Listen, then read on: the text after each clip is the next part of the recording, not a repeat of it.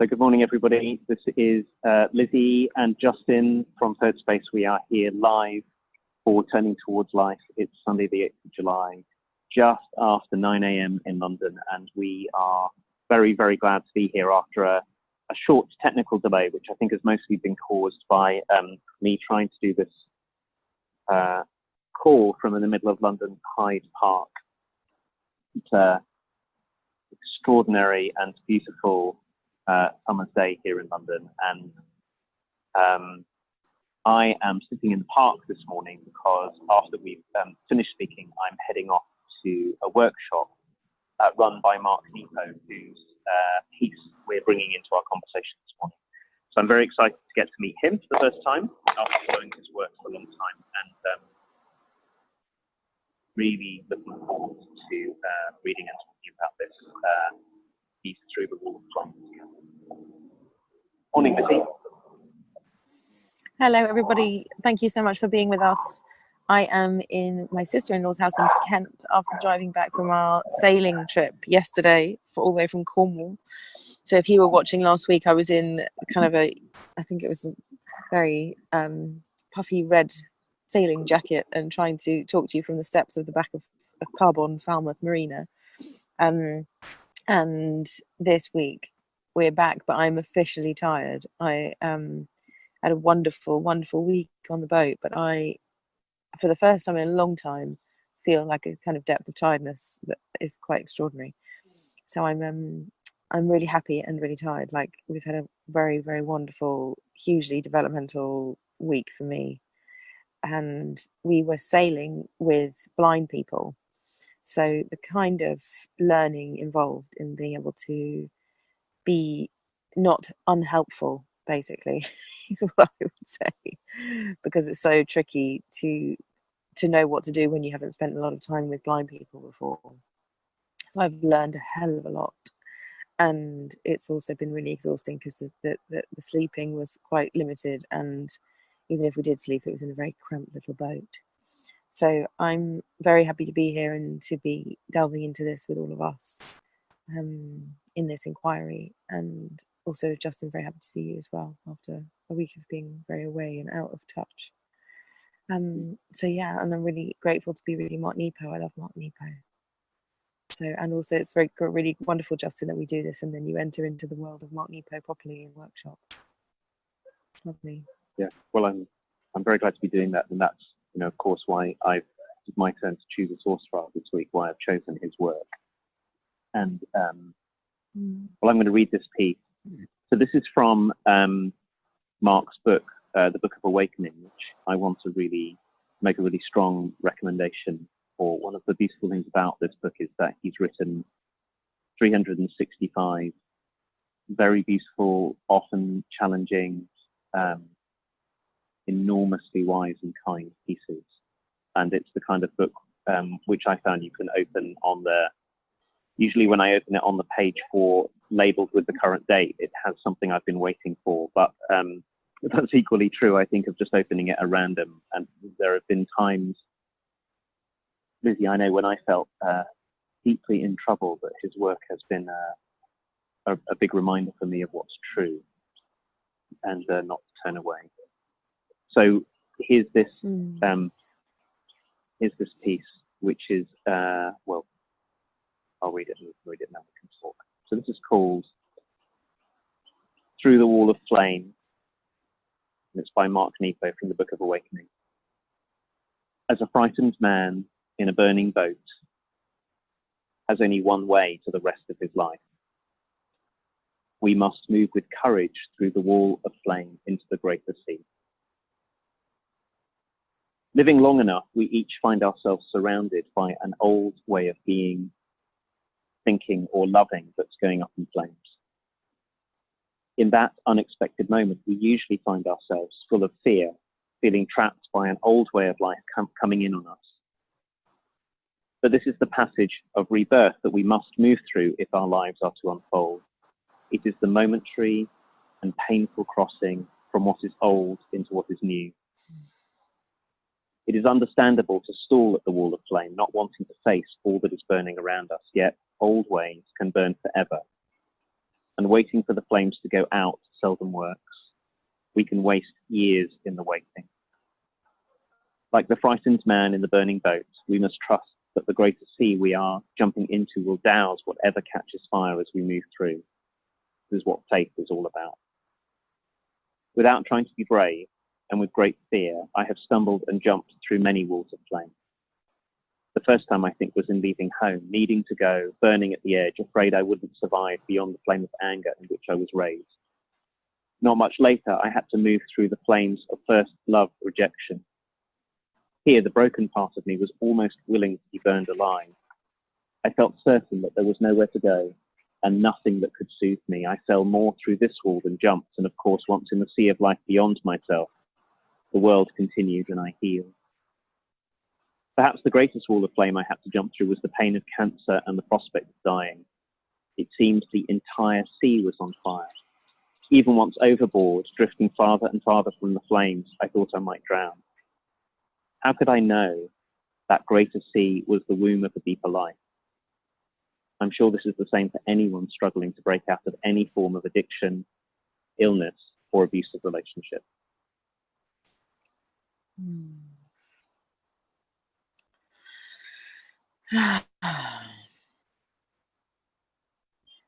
Through the Wall of Flame by Mark Nepo from the Book of Awakening.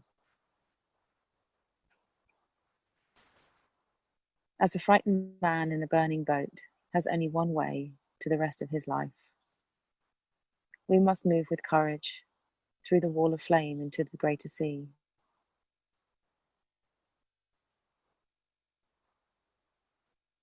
Living long enough, we find ourselves surrounded by an old way of being, thinking, or loving that is going up in flames.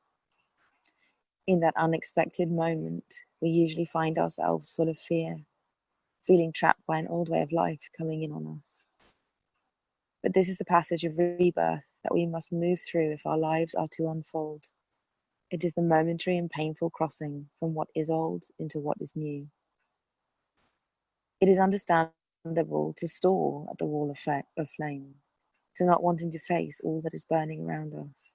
Yet old ways can burn forever, and waiting for the flames to go out seldom works. We can waste years in the waiting.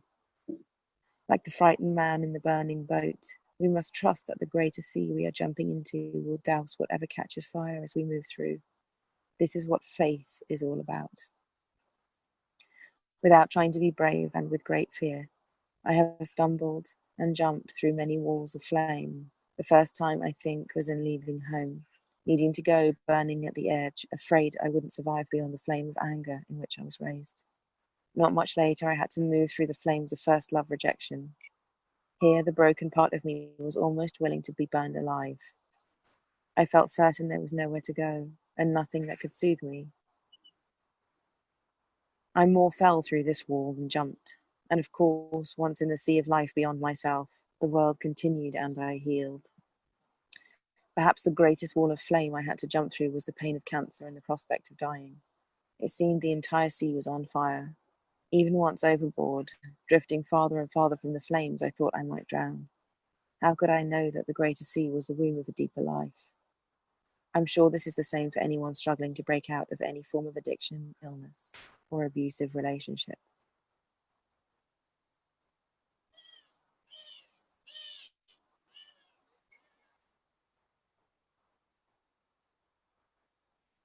Something, I think, to read this and to, at least for me, to remember,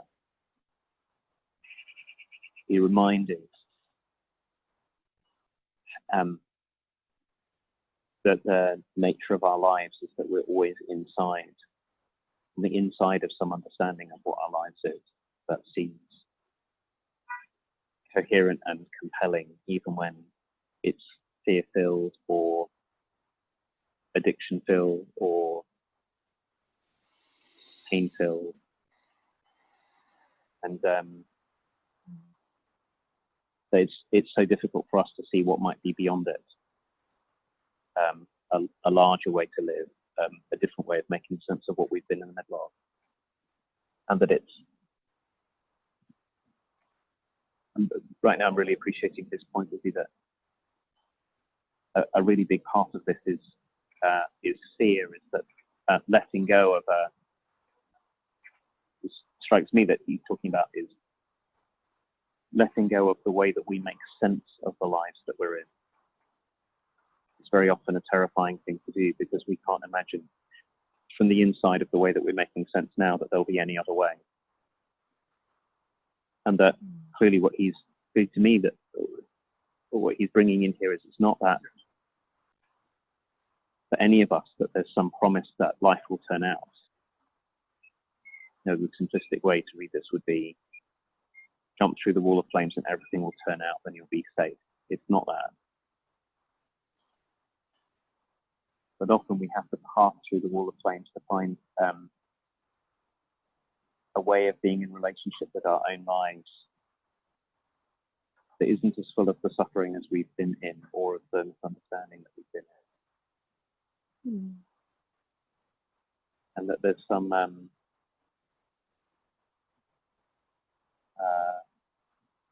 new way of telling the truth that we have to discover in order to do that.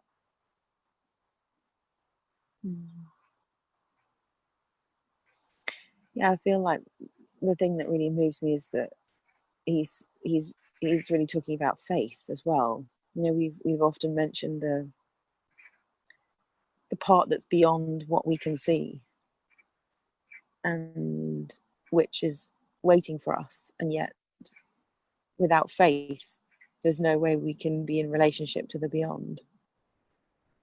And I'm really also taken by this image of a man in a burning boat, where you really do have one option, which is to jump out of the boat through the flames, trusting that the ocean will douse whatever flames caught you on the way through, whatever burns you sustained maybe.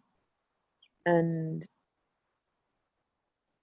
it feels like somehow in this moment it's kind of planted a seed in my mind of like, so what if I could, so I'm such a visual person, I think, and metaphorical language really opens something for me. And I'm envisaging now taking each of the things that feels like one of these massive thresholds, one of these points of growth and development that often feels really painful, which can come in the form of a really difficult circumstance, or a wounding, or something shameful, where if there was a way of relating to those times in life of being the man in the burning boat, that there was a glimpse, a metaphorical glimpse of that there is something beyond this, and how might I make the leap to the beyond.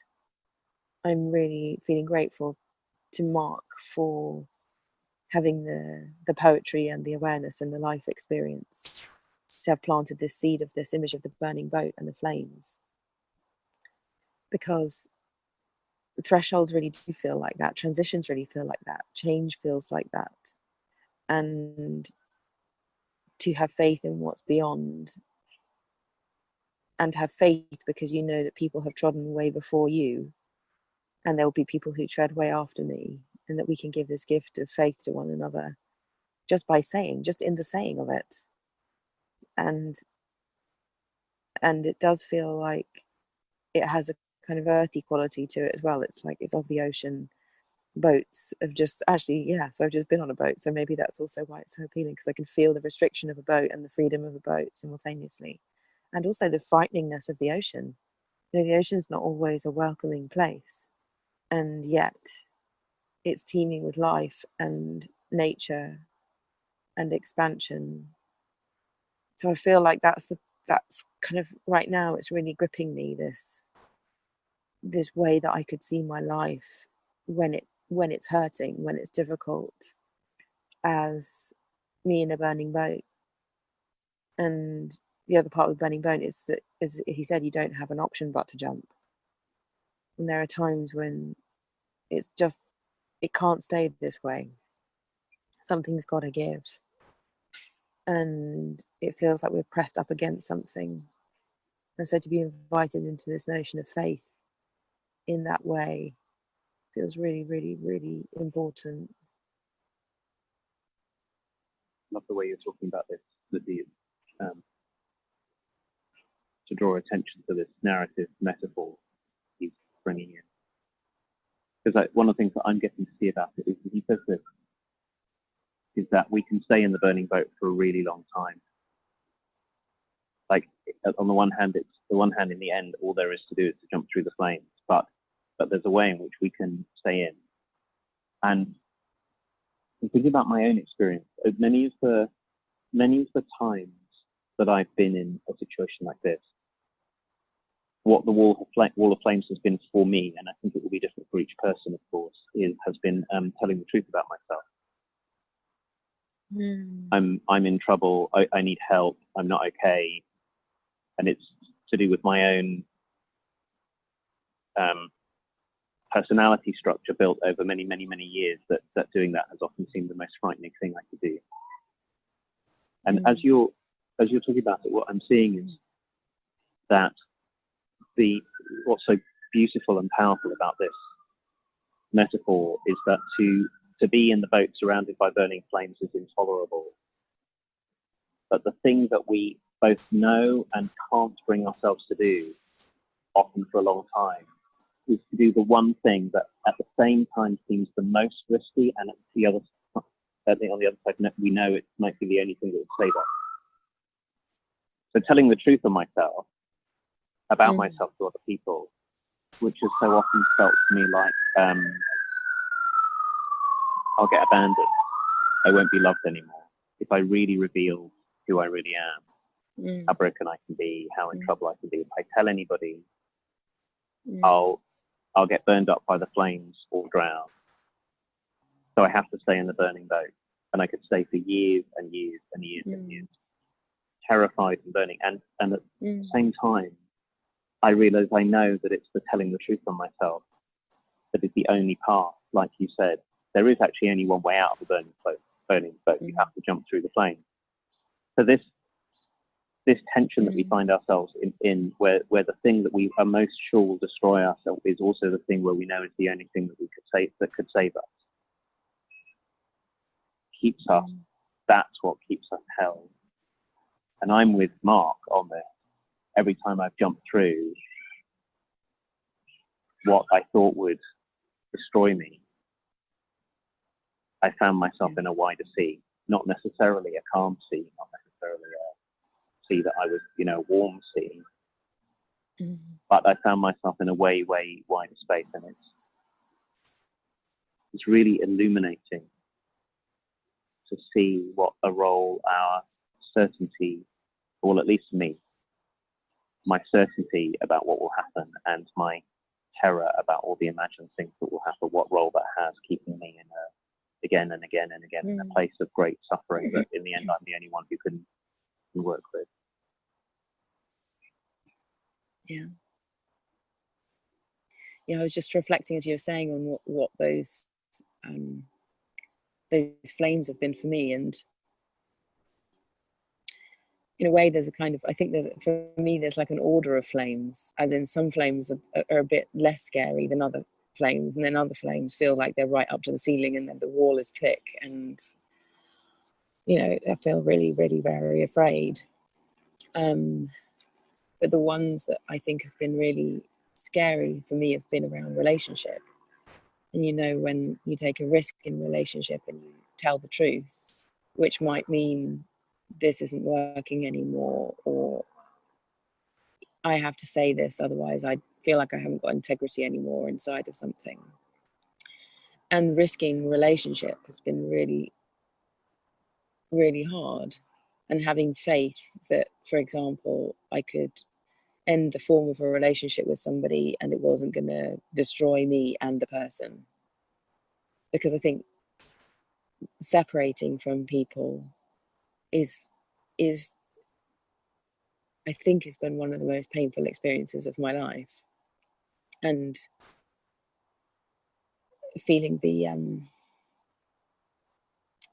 I suppose also I'm relating this to feelings as well, because I think whenever I've gone through any flames and found faith on the other side, it hasn't been like, oh, I just jumped and now everything's fine. It's like the amount of tears I've cried and the amount of physical pain I felt and the amount of being kind of feeling ripped apart. And emotional pain translating into physical pain and feeling like it's unbearable, and I'd rather really rather this not happen, and having the faith that I can feel, and at the end of my feelings, when they have decided that enough has been felt, there is something else other than those feelings. And I think that's been, and still my faith is tested, like when something really difficult happens and I'm really crying, really weeping and in pain, there's still a doubt, there's still a doubt that it will process, that it will turn into something other than the current moment of difficulty. And in a way, most of us haven't really been taught about feeling, what it means to have a feeling, and what a feeling, the nature of a feeling is, and the structure of a feeling might be, so that we can feel things and know that it will pass. And I think that's still, for me, like, no matter how many times I learn it, my faith is always tested in, can I feel this and still not die? Like, that's how important my relationships to my feeling is, because it's like I really, time it comes and I'm really in the thick of it, I really do think, oh dear, this isn't going away and it's going to kill me. Like, that's how I experience it. And so it's taking a lot of time to keep allowing and being in relationship around my feelings, and being with people who can handle me and be with my feelings as well, so that I don't think that they are wholly reality. I think they have a deep intelligence, and I also believe them very strongly in myself and other people.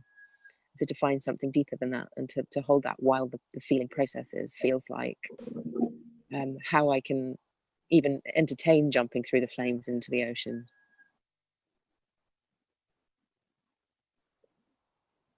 This point you're making about feelings may be the most important point of all, I think. So it seems to me, the many people I'm getting to work with in the coaching that I do, and Lizzie, when you and I get to teach coaching, and also just in my own experience,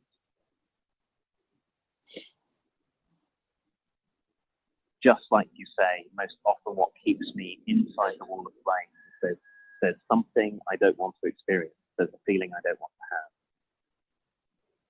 And I notice, as you're talking about it, that there are certain things I'm willing to put up with. So I'm willing to put up with terror for years so that I won't feel shame, for example. Or like you're saying, so I won't have to face the feeling that of abandonment, which for me is probably shame as well. And it seems extraordinary to me, and I think maybe this is the heart of it, extraordinary to me that we would rather, I think, but let me just speak about me. There have been times, and there still are times, when I would rather die in the burning boat, even though that's not what I want, than feel something. Yeah. And feel what it's like to tell the truth. Or to feel what it's like to be ashamed. And I'll sit in the burning boat till it sinks. And that the act of like, in my example of saying, I was thinking whilst you were talking that my example is of saying I need help, that the feel of what that comes with I need help is really like jumping through the flames. But it's also like, Mark Nepo talks about this in something else that he wrote. He talks about having a medical treatment that was going to be very painful, that was going to last for 40 or 50 seconds, and spending his whole time being frightened of it and thinking, and constructing his life around the avoidance of it. And then when he finally had it, yes, it was excruciatingly painful, and then it was done, and something else emerged on the other side. And I found that really hopeful, because that's been, that I recognize that pattern. The holding away can keep us in very, very profound difficulty and even in danger. And it seems to me that this is part of it's really clear to me that this is part of the intent of us doing this project together, Lizzie, is bringing this into view, is how much of our lives turn out this way because of what we won't feel. Yeah. And that I'm hoping that in us naming it this way, we're also helping ourselves and maybe other people as well in this work of trying to figure out, when you said there were like different circles of fire for you, what is it that I'm trying to avoid having happen here? What is it that I'm trying to avoid feeling? Because lots of times in my life, I don't even know that that's what I'm doing. Oh, I'm just in a burning boat and I can't jump through the flames. Oh, I don't want to feel ashamed. Yeah. And you're right, we don't get taught this. Mm. And we think that feelings are some kind of trivial thing or some irrelevant thing, when it turns out that so much of our lives are being shaped by what we're not willing to experience. Yeah. I'm really taken by but this. One other thought. Sorry, I just You go on. the whole, what am I living my life trying to not feel? Like, that feels to me such a profound question to watch and observe and see if I can see what is it that I feel so frightened of feeling that I am having this continue. It's such a great question. I'm just really grateful for the clarity of that you just said. I just went to see last night a really beautiful play, which is a version of a book called A Monster Calls. Oh gosh. I don't know if you've ever seen this book. Gosh. There's a stage production of it in London at the moment. What's it called? And I want to name it A Monster Calls. Is the play called A Monster Calls? Yeah, the play is A Monster Calls. It's a play of the book. Wonderful. Oh my gosh, okay. Wonderful, really beautiful. And I'm wanting to name it here. I mean, I know you know it, but because it's the story of a boy. What it has right at the heart of it is exactly what we're talking about, is the times when we would rather live in a way that will eat us up than to feel something that's true. And so if you haven't read the book or seen this beautiful film of it, and there's this amazing stage production in London, for anyone who's watching. And what it reminded me of also, Lizzie, is that most often when we find the moment to say what's true, I'm afraid to say that I didn't want this, or I wanted this, or I'm afraid to be ashamed, or I'm afraid to be afraid. Very often we find that there are other people on the other side of the flame who can help us. But the part of this structure of being the boat in the flames is how alone we get to feel. There are people who face this. There may be people around us in our lives who would welcome us even when we imagine there'll be no one to welcome us. Or we'll find a part of ourselves that we haven't been in contact yet that can live in that ocean that we didn't know could live in that ocean. Yeah. Like, we're so sure that there's nothing on the other side. And I suppose that's what you're talking about when you talk about the importance of faith. The importance of faith here is that, strikingly, Lizzie, that faith is trusting that we don't have to know everything, because it's having to know everything that also conspires to keep us right where we are. Yeah, absolutely. This feels like an amazing entry into a Sunday for me. Just seeing this and feeling into what this is for all of us to hold as an intention in terms of how we might see ourselves, observe ourselves, feel, sense into what we're avoiding, what we're not wanting to feel, not wanting to experience, and then seeing the impact of that in our lives.